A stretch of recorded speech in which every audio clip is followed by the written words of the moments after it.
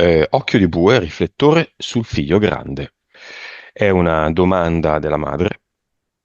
Come lo vedi energeticamente? Di alta statura. Come se lui cambiasse la propria statura a seconda dei contesti. Se sa che non deve alzarsi troppo in determinati contesti, allora si abbassa per poter star bene in diverse situazioni. Si è tolto davvero gli impianti, come ha detto, risolvendo i problemi del sonno?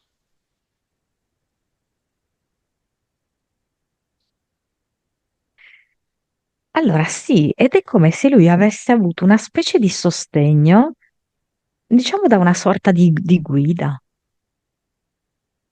Di guida. Allora, non credo che la guida sia il nonno,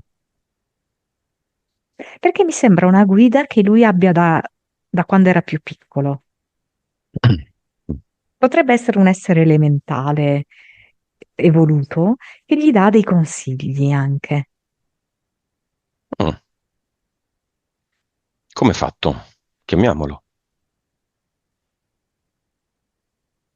Adesso lo vedo sotto forma di fiamma, è un fuoco, Come si chiama? però percepisco che può essere cangiante. Lui dice: questa è una cosa fra me e lui,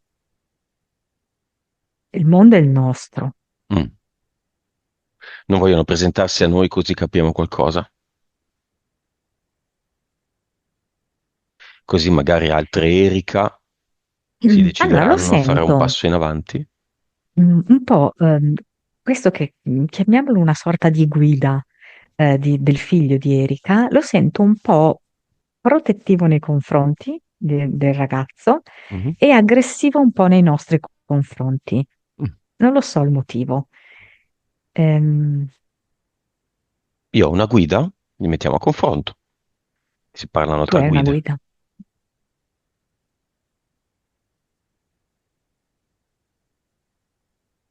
È chiaramente una guida più matura, la tua. È più disposta al dialogo, diciamo. Come è fatta? È più chiara. La sua è più sul rosso-giallo, la tua è più sul bianco-giallo, con le punte blu-violacee. Come si chiama?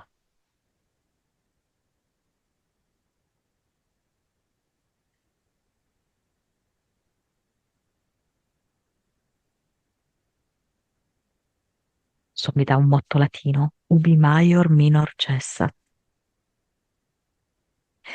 Perché è come se mi dicesse che tu sei stato minor, adesso sei major,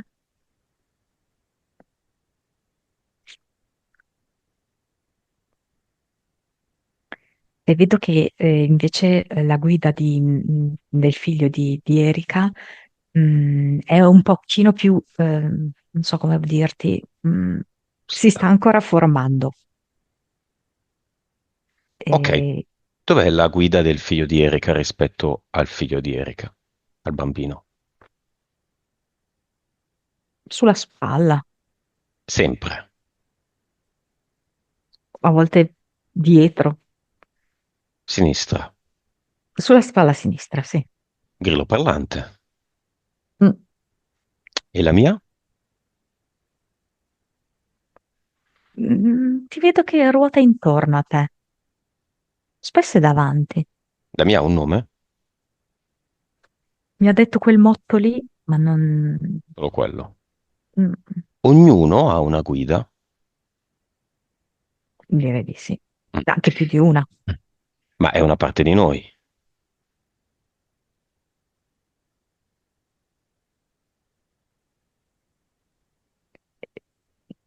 Allora, cioè tutto è una parte di noi, no? Da un certo punto di vista. Però stando in questa dimensione qua, che è la dimensione, diciamo, della separazione, non è una parte di noi, ok? Cioè noi la viviamo come esterna.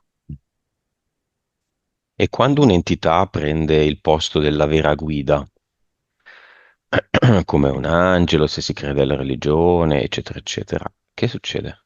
Perché la guida non interviene?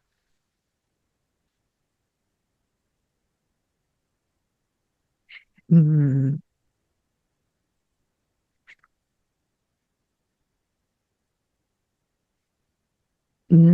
non se ne va la guida. Però, cioè, nel senso che, allora, vedo due azioni diverse. Vedo un'entità che trascina e che penetra, e vedo la guida invece che accompagna, e quindi hanno ruoli diversi. Quindi comunque la guida anche in quel caso non se ne va, continua ad accompagnare. È come se continua a parlare, a farsi sentire, però poi deve esserci in noi, ehm, sentire che c'è un intruso che si spaccia per qualcun altro. La guida di Erika, come si chiama? Non mi vengono nomi, sai? Mhm, come è Vediamo fatta? un attimo, eh. La sento femminile, mm, come se avesse delle strisce viola, sembrano dei capelli, ma in realtà sono dei filamenti viola e oro.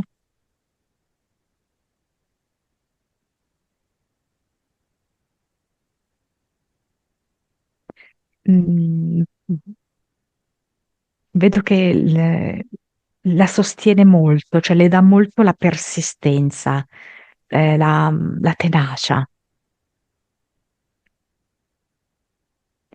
Vedo che anche quando Erika è stata in ginocchio, lei gli ha detto che quelle ferite potevano guarire subito.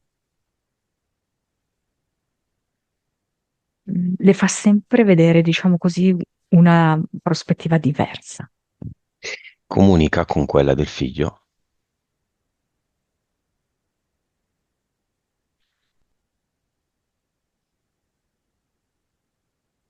Allora, sì, può farlo, però per come vedo io, la guida ha soprattutto l'obiettivo di comunicare con noi umani. Mhm.